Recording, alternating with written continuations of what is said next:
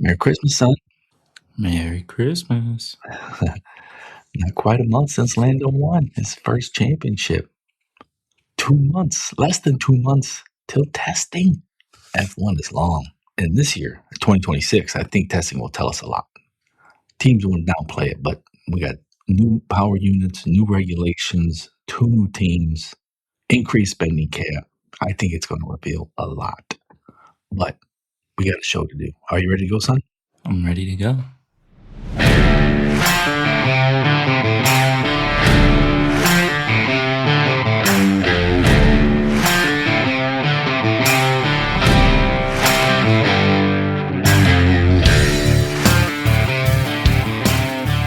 Hello, welcome to Hard Compound, American take on Formula One. No waste this episode. The season is over.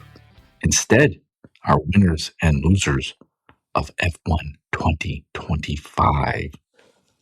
I mean, I guess someone had to start with Lando, right? His first championship. First championship.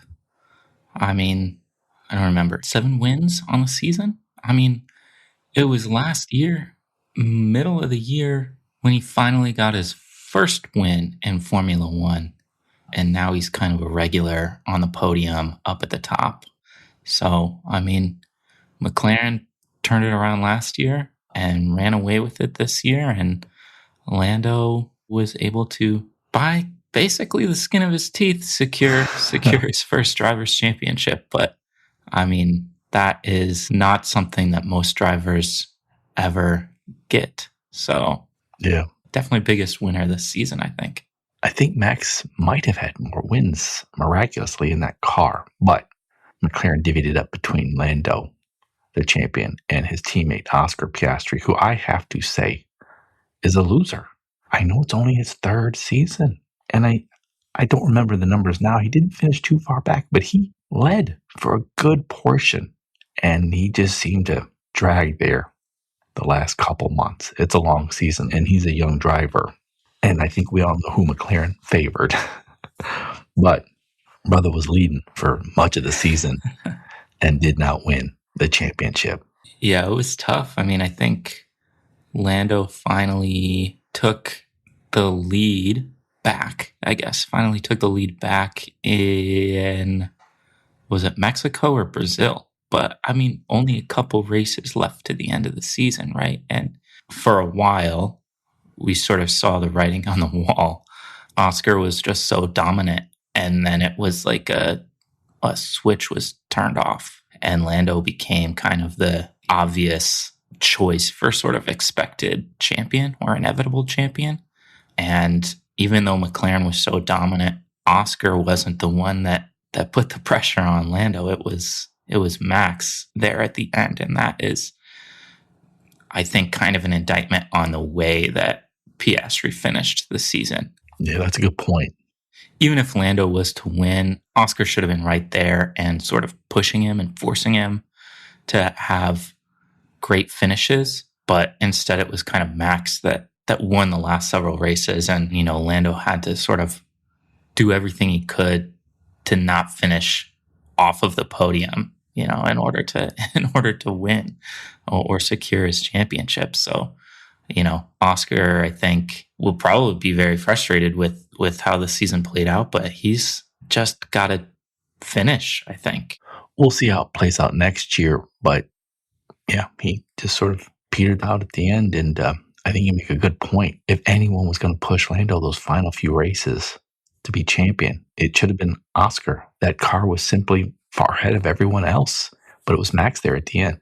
But I guess that's why for winner, I'm putting down McLaren. Once again, they won the Constructors. That's 2 in a row, I believe. They've got all the sponsor money. They seem to have a good team put together, ready to get to it again in 2026. Their favorite son, Lando Norris, won his first championship. Oscar came in third.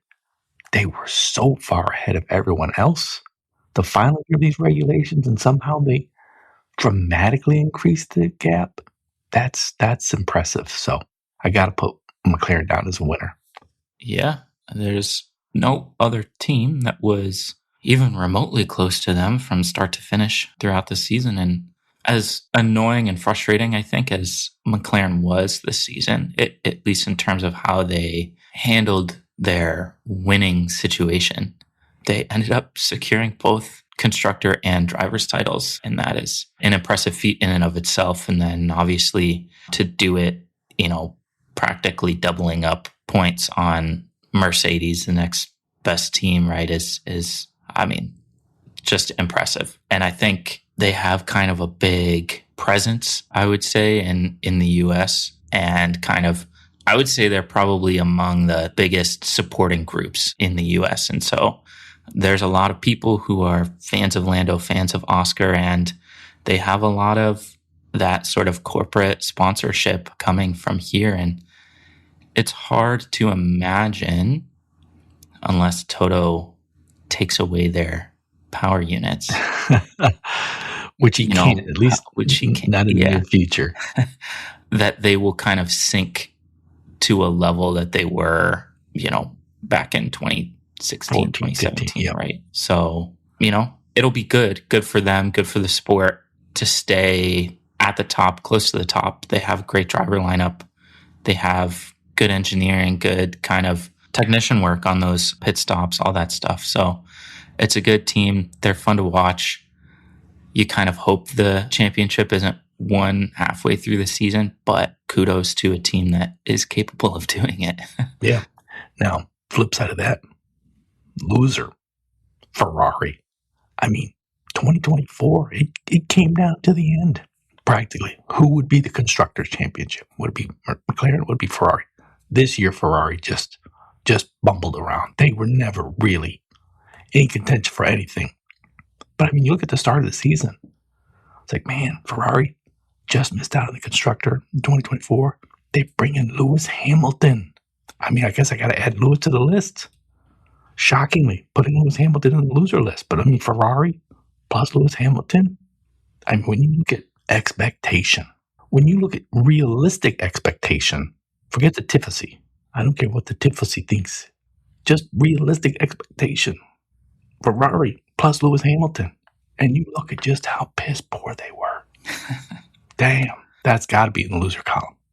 Yeah, definitely based on incoming expectations to the season, they were embarrassing. I think Red Bull was too, right? They were kind of right there with them. Yeah.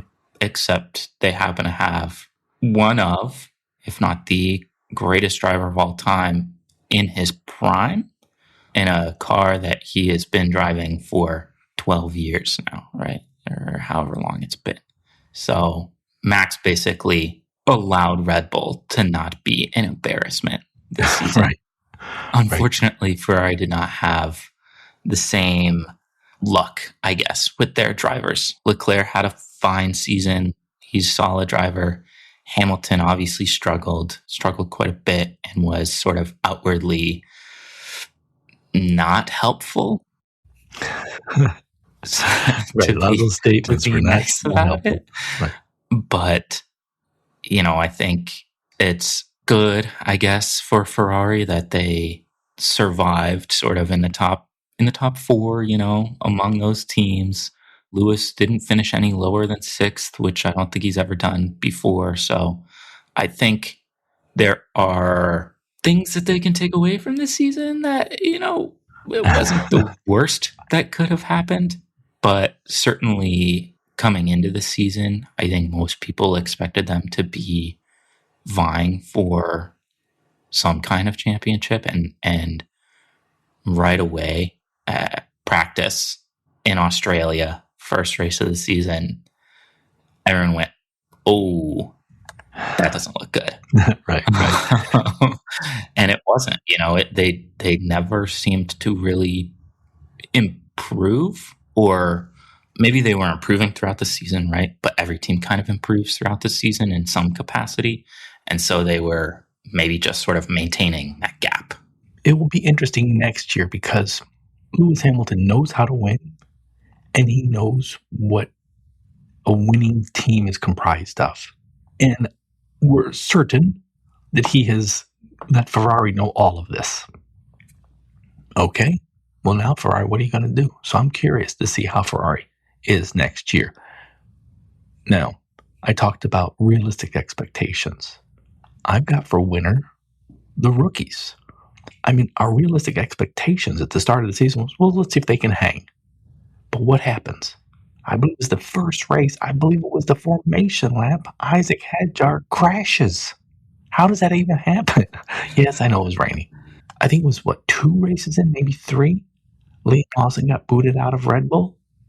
So it did not look promising early on. But, I mean, give it up. I think the rookies, for the most part, proved they belonged. Yeah, I mean, there were certainly, 4 rookies that definitely proved they belong. I think Bortoletto and that Sauber struggled for majority of the season, but seemed to come on pretty well nearing the end of the season. So, Right, Nico's a veteran, so you look at those gaps there, and you're like, okay, he's got it. and then honestly, it's just tough to judge kind of the Alpine rookies. That car was so poor, and they never really sniffed points. I don't know. It's a shameful team, terrible situation. They put Jack Doohan in a horrible situation at the start of the season, only got a few races, and then they put Colapinto in, and I mean, he didn't prove anything. But, save for a shit Alpine team, I think all the rookies did quite well. And yeah, I agree. Lawson got booted after 2 races at Red Bull, but then looked, for the most part, completely capable in the Racing Bulls. Hadjar, it's no surprise that he is getting promoted to Red Bull. I mean, he had a really, really solid season. Same number of points as Hulkenberg, very close to Alonso in the final standings. I mean, he had a really solid season for Racing Bulls. I think biggest surprise for me was Ollie Behrman. I think he might have been the best rookie on the grid this season. I was very impressed with him at Haas. And then obviously we have, Kimi at Mercedes. I think he had kind of the easiest job coming into the season, and I think he struggled for quite a while, but kind of seemed to finally find his footing and gave Lewis a run for his money there for P6, but came up just short. But, he seems solid, maybe a bit of an anxious Italian kid, but I mean, he can drive a car, so.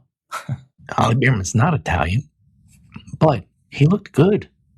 And you could see that if Ferrari flubs it next year, first year of these new regulations, no point in paying Lewis Hamilton $100 million a year when your car is garbage. Charles is like, man, you wasted my career. I got to go somewhere else. Because Ollie Behrman being Ferrari, young guy, he could be Ferrari for 20 years. So that'll be interesting to watch. Now, loser, you talked about Liam Lawson getting booted from Red Bull. Isaac Hadjar going to take that second Red Bull seat next year. That leaves Yuki Tsunoda, odd man out. Yuki was always a fair driver, mid-pack, seemed really never any better than that. He got to go on Red Bull. Admittedly, this Red Bull car isn't the best. There's kind of chaos in that team, but he just did not look good. Pretty much all year, he just did not look like there was any reason to keep him. Yeah, I mean, I think it was absurd of Red Bull to not just have him start the season in the Red Bull team, in the Red Bull car. I mean, I think if you're only going to give 2 races to Liam, then what is the point? Just have Yuki start the season in Red Bull, and, if he's shit, he's shit. Like, that's fine. We'll come back and choose Isaac or Liam next year. So I think even Yuki sort of didn't get a fair shake from that Red Bull team. I don't know what was going on with them. I don't know if it's spite or what, but he should have started the season at Red Bull, getting, the preseason in, all the practices. That said, he had enough races to kind of figure out the car, and it seemed like he never did. And then, at the last race, all he has to do is hold up Lando, and he can't manage that. So I don't know. I think maybe that was sort of a him getting back at Red Bull. Like, I'm not going to do anything for you because you're not doing anything for me. But he had a bad season. The Red Bull car was garbage too. I don't know. It's hard to see him finding his way back into a full-time F1 seat. But yeah.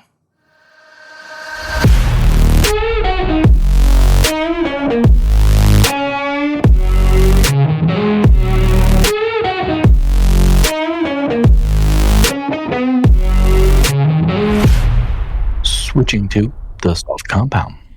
Some off-track winners and losers. Winner, Hollywood. Hollywood is dying. That's what we keep hearing. But thanks to F1. F1 is driving Hollywood content. We had the Brad Pitt movie. Hundreds of millions of dollars. Huge box office hit. Apple now getting rights to F1 streaming, F1 TV.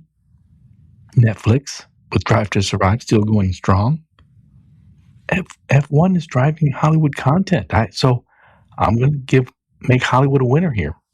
Yeah, I don't know which Hollywood studios they're working with, but these are big Silicon Valley corporate companies, right, that are sort of now holding the rights to this kind of content. Obviously, Netflix Drive to Survive series and Apple streaming F1 now. You kind of wonder if streaming is the end of it, or if we're going to get, Meta having certain involvement, right, with like their VR kind of content. Maybe they're inside driver's helmets and you can kind of watch from that perspective, or, different things like that. Hollywood, I don't know. It's going to die. There's no reason for it to remain in LA, that kind of focus on kind of entertainment content. But certainly if some of the studios in Hollywood can work with these kind of streaming platforms, whether it's Apple or Netflix or whoever, to continue to develop content for F1, then that will certainly drive revenue for them, keep them alive a little bit longer. So I think I'm not as down on Hollywood as you. I do think Hollywood is a winner here, but I do think you make some very good points about Silicon Valley and this being more big tech, cloud, software, virtual reality, artificial intelligence. This is some good stuff. Loser, off-track loser, but not too far off track. Alpine, formerly Renault, they're no longer going to be a constructor. 2025 was wretched for the team, and they will no longer be a constructor. This is a storied team. I remember Alonso with them. I remember those beautiful liveries. And in my opinion, we are entering a new golden age of F1. As we predicted years ago, there would be 11 teams by 2026. We predicted by 2030 there'll be 12 teams. Revenue would grow. I mean, we'll have how many? I mean, there's 6, right? Because you've got Ford, Mercedes, Ferrari, Audi. If I said Ferrari yet,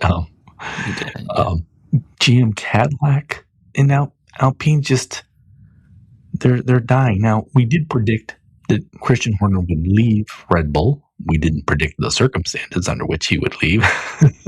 That all developed over the last couple of years, and we predicted he would leave Red Bull and become a part owner somewhere.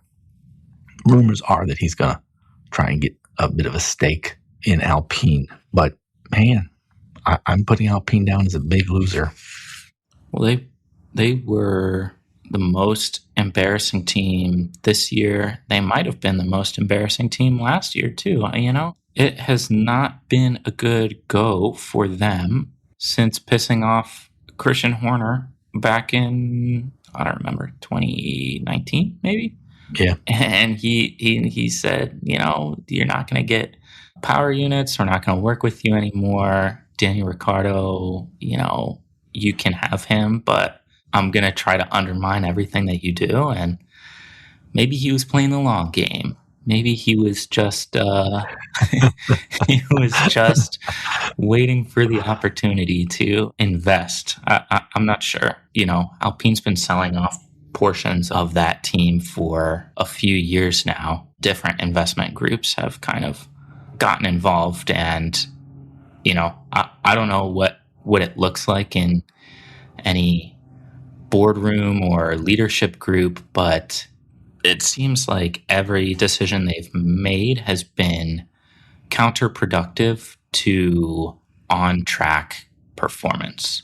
And so it's frustrating from a fan's perspective to sort of see the fall of a constructor that's been involved in Formula One for such a long time, has multiple championships, and is sort of a staple in the sport. So, I'm now going to jump to another loser based on what you said, and that is France. Alpine, Renault, the historic French team, they'll no longer be making an engine. They're being sold off for parts. I don't believe there's any race in France on the calendar next year. I don't think so. I don't think there's one slotted in for certain ever again. Esteban Ocon had a piss poor year. I think Ollie Behrman showed him up, frankly. Gasly, I like Gasly, but in that car, it wasn't good. I mean, F1 without France. France without F1 is kind of where we are now. That's somewhat shocking to me. It is kind of weird. There should be. And yeah, there are certain regions that just should have some presence. And unfortunately, as much as Alpine sort of just wants to slap their name on their car, I don't know how much longer that's going to last. Seems like eventually they'll get sort of taken over by corporate interest. 2 French drivers in the sport currently. Still, no, 3 French drivers, right? Hadjar is. Who's the third? Hadjar's French. Oh, Hadjar. I think French colonist. We're not supposed to say that. Is he like Algerian or something? I don't know what he is. He's racing under the French flag. Good for him. And that's French to me. But yeah, I mean, it's hard not to have a race there. We haven't had a race in France for several years, I think. And that's kind of a fun track. So it would be cool to go there. I think, it's hard to have these long-term contracts for different races and keep the calendar, the schedule kind of reasonable. I mean, this year sort of felt unreasonable. 23 races, was it? 24 races? So, if you're signing all these long-term contracts to race in a location, and then it means some places are left out. I mean, take Germany, France, maybe we'll go to Madrid, so we will get a Spanish GP, but there are a lot of places that kind of deserve a race that maybe won't get one. And I think France is certainly on the losing end of that. Yeah, now to counter that though, big winner, America. We've been talking up America for years. The whole point of this podcast was growing the sport in America. But look at it now. Apple, biggest tech company in the world, is going to take over the streaming rights. It's going to take over F1 TV. Netflix, the biggest content maker, still got Drive to Survive. You look at all these big sponsors. Android, for example, Oracle. These are all big American tech companies. We now have 3 races. I think all are signed for long term. Certainly Miami and Vegas. No, I think all are. F1 is building out its presence in Las Vegas. I saw this quote from the CEO of Leaf Golf. It said the U.S. and why they need to get a presence in the United States. The U.S. is the dominant number 1 TV and sponsorship market in the world, and there's not a close second. F1 knows this. FIA knows this. Liberty Media, the owner of F1, knows this. And it's happening. I do feel bad for France, less so for Germany, but America's a big winner in F1. Yeah, been a big winner for a number of years now. I mean, continuing to grow the sport here continuing to grow their presence. The fact that there's 3 races is obvious. There probably should be more. And sponsor and content market is sort of a deep well. I mean, it's not going to end soon. So, yeah, I mean, I think everybody wants a piece of that, which is why more teams are coming, I think. And I think it's one of the reasons McLaren has done so well, because I think they were the first to sort of tap into that market and find major sponsors that were kind of willing to support their investments. And look, Zak Brown, who runs the team, he's American. He knew it. The others are just catching up.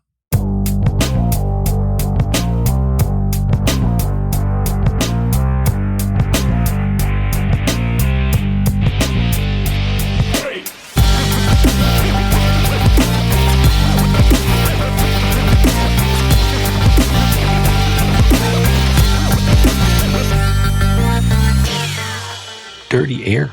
Let's do the Dirty Air segment, Patrick.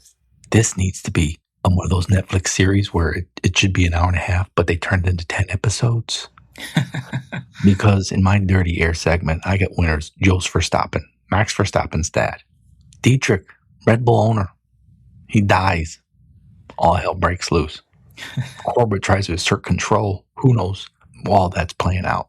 But look, man, Horner's out. Newey's out. He's gone to Aston Martin. Helmet. Nobody thought Helmet was... People weren't even sure this man was fully human. Okay. Helmut Marko is out. It's just Jos, Max's dad, left standing, calling the shots. You gotta like how that played out. I mean, just for the drama. Yeah. It's weird to me how much he's around. I think that's always been weird to basically everyone. And yeah, I think he made it very clear a lot of the things that he didn't like about the team. And sort of all of that has gone away. It's not far-fetched to believe that he's a major reason why Max decided to stay at Red Bull, convincing, Max potentially to do that. He's just there now. And he's going to be there until Max decides he wants to leave F1, I think. But the thing is he going to ruin Max's career? I mean, okay, he made his career, you could say. But look, Jos likes this. He's now the main guy there at Red Bull. Like I said, Helmut's gone. Dietrich's dead. Horner's out. Adrian Newey. Who's Max going to turn to? GP might be leaving. He's being offered a lot more money. Everybody's trying to pick everybody off. Jos is going to say, oh no, Max, looks like Mercedes has the best car. 2027, you jump to Mercedes. Ferrari looks good. 2027, you jump to Ferrari. Then what does Jos do? Jos doesn't do dick. He's got no say, nothing. I think he's going to keep Max at Red Bull, no matter what. I mean, I think he will, but I also think Max probably, if he's in terrible car or doesn't expect Red Bull to be any good, he'll leave. He'll just end his career and go race in something else. He already signed a deal with, Mercedes GP to race, for fun, basically. He could live the F1, the movie life. Brad Pitt's character, what was it, Sonny Hayes? Yeah. Where they just find him racing down on the beach in Mexico or wherever the hell that was. Hey, man, you want to drive for F1? Let me think about it. Fuck yeah, of course I want to drive for F1. But that Max could be the actual guy. Let me think about it. Maybe. Yeah. Funny. Now, a loser, I think, sadly, is the casual fan. There's so much money in sports now that sports doesn't want casual fans because they're just not worth the cost. They're not worth the effort. But, man, if you are a casual fan, it's going to be tough. Like here in America, you got to have internet. You got to have your high-speed internet. You better have your Apple TV. Okay. Oh, you want to go to a race? Oh, you want a grandstand seat in Texas and outskirts of Austin? $800. Shit, I guess that much of the race? No, that's for Saturday, you dummy. It's just, the costs of being a casual fan are just prohibitive now. Yeah, it is outrageous.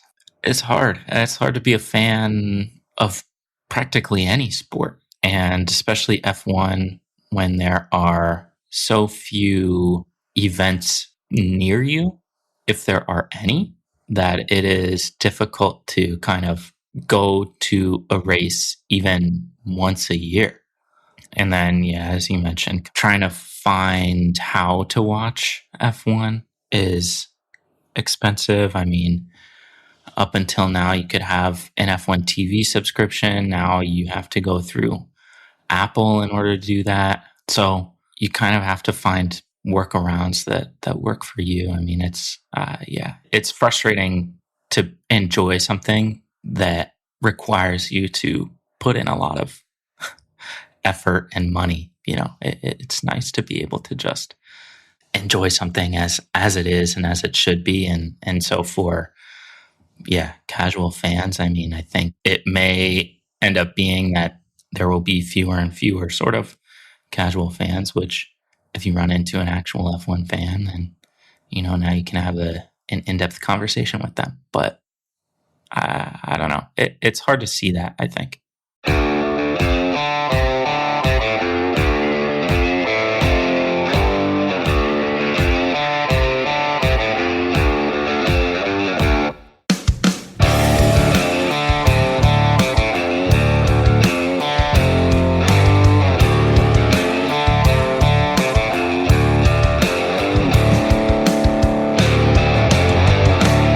Team grades. Okay, I'm going to have you give me the team grades, Patrick. Now, all I know about schools in Europe is what I learned from watching Harry Potter. So I don't know how they did grades. There was something about exams or something. But in America, it's A, B, C, D, E. A is the best, B is second best, C, your average, D, and E. It's like, that's not good. So give me your grade for each team. Why don't we start off with McLaren? McLaren gets an A because they're winners on every front and embarrassed everybody else.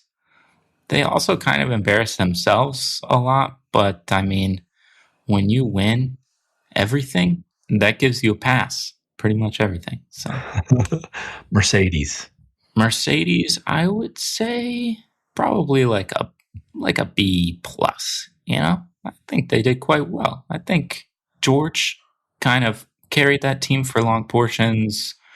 Kimi, I think if Kimi wasn't a rookie this season, probably they would have run away with second place. They would have been much farther ahead of Red Bull, right? I'm going to let you give the grades, but I don't know. George is good. George is a strong driver. Kimi looked fine, quite fine, I thought, for rookie overall. But McLaren gets their power unit for Mercedes. And, they basically doubled the points. So, okay. All right, B plus for Mercedes. What about Red Bull? Red Bull gets a C.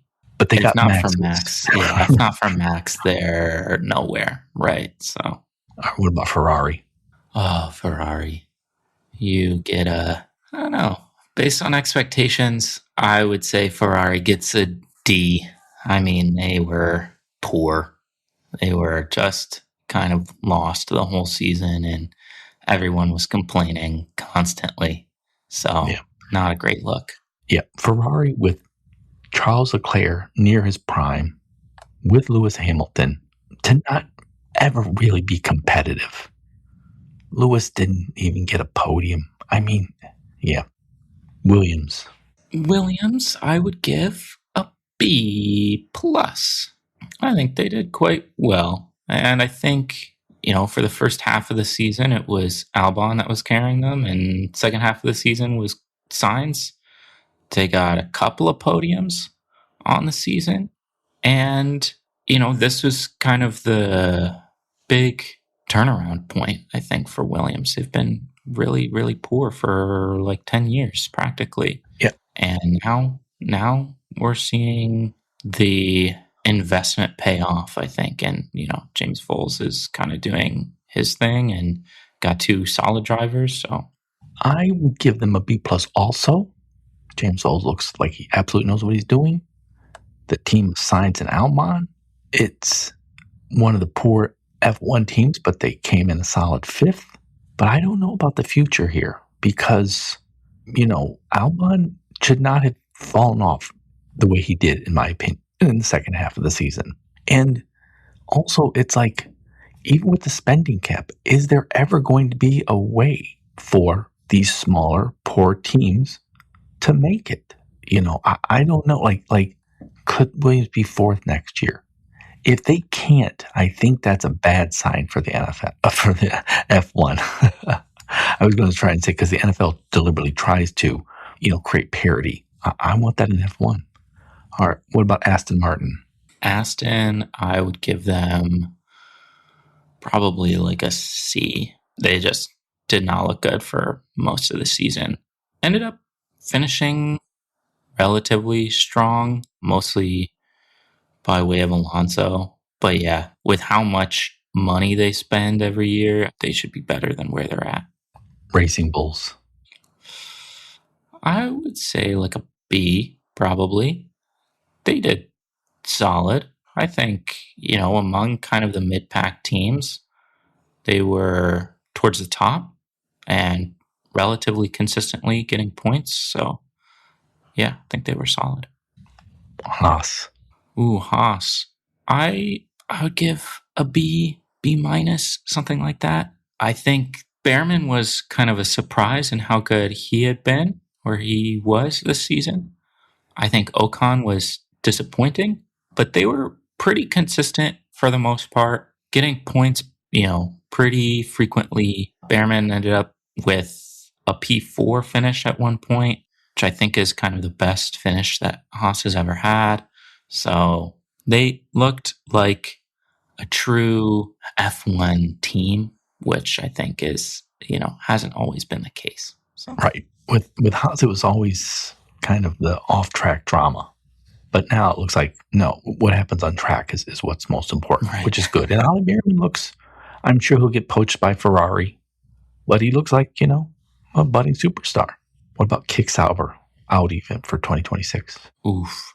I would say pretty similar to Haas. I would say maybe like B minus territory, maybe like C plus. I don't know. They were, I think, pretty inconsistent, but there were some tracks that they were like quite good on, which is a little weird. Hulkenberg got a podium this year, which I think nobody expected, but ultimately they did finish down kind of bottom of the pack aside from the lowly Alpine, Over the years, Sauber has had some good drivers. They brought in some good drivers, but I don't know. I've never had any love for the team. They've always just sort of been there. And finally, Alpine. Yeah, I mean, disaster. We're going to hold them back What's a year. The worst? Yeah.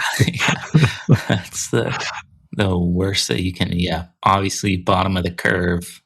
They get an F. They were terrible. Yeah, just nothing good about them at all this year. Gasly was the only one to score any points, and he did not do that very often. So, okay, so McLaren an A, Mercedes B plus, Red Bull a C, and that only because of Max. Ferrari D, deservedly so. Williams a nice strong B plus, Aston Martin a C, thanks to Alonso. Racing Bulls B, that's good. Haas B, B minus. Kick Sauber B minus or C plus. Alpine F.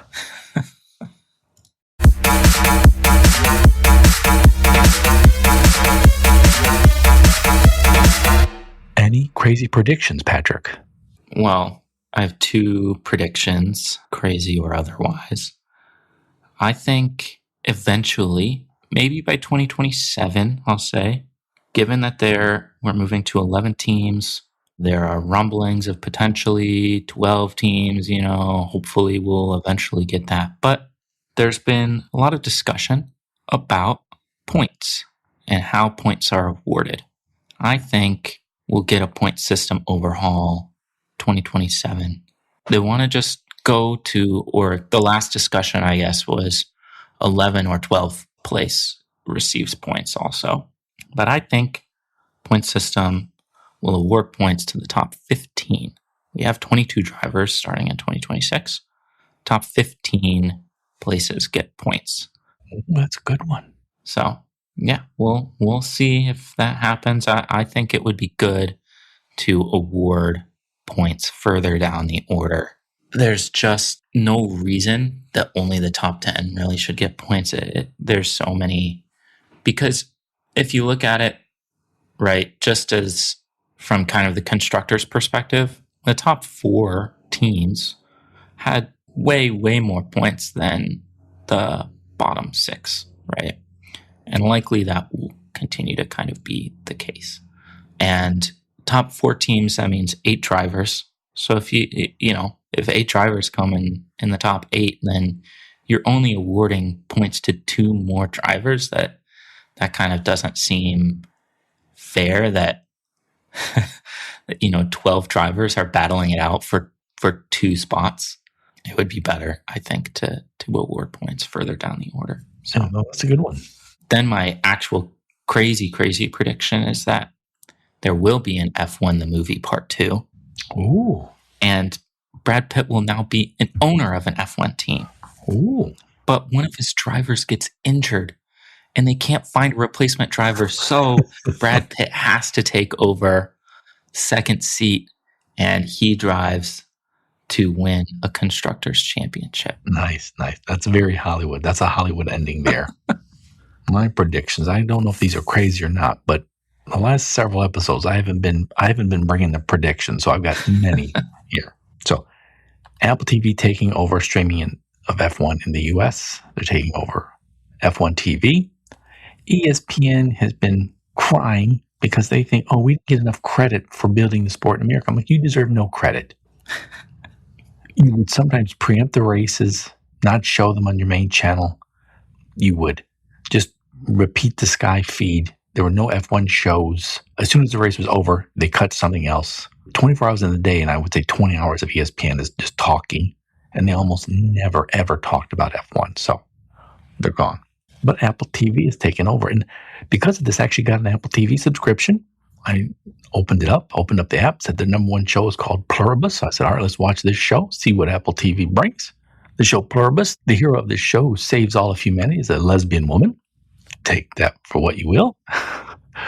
There's a lab leak that pretty much ruins humanity, comes out of America. Take that for what you will. So I think we know where Apple TV's coming from.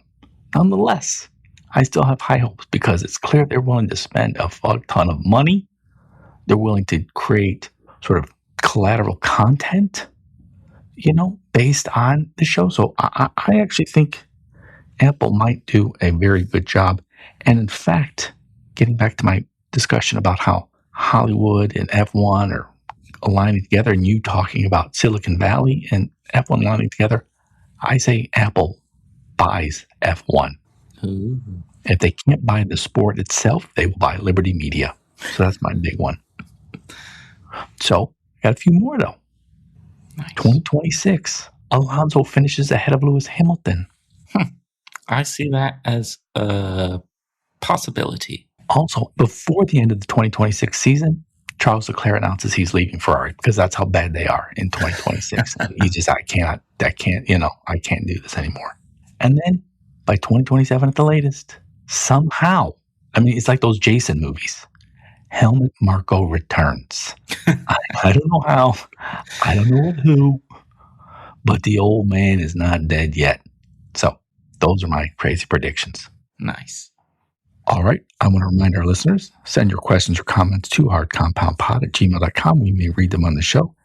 And I wish to thank you all for listening to everybody's most beloved father and son F1 podcast. And we hope your 2026 is awesome. We are lights out. See ya. Thanks for listening.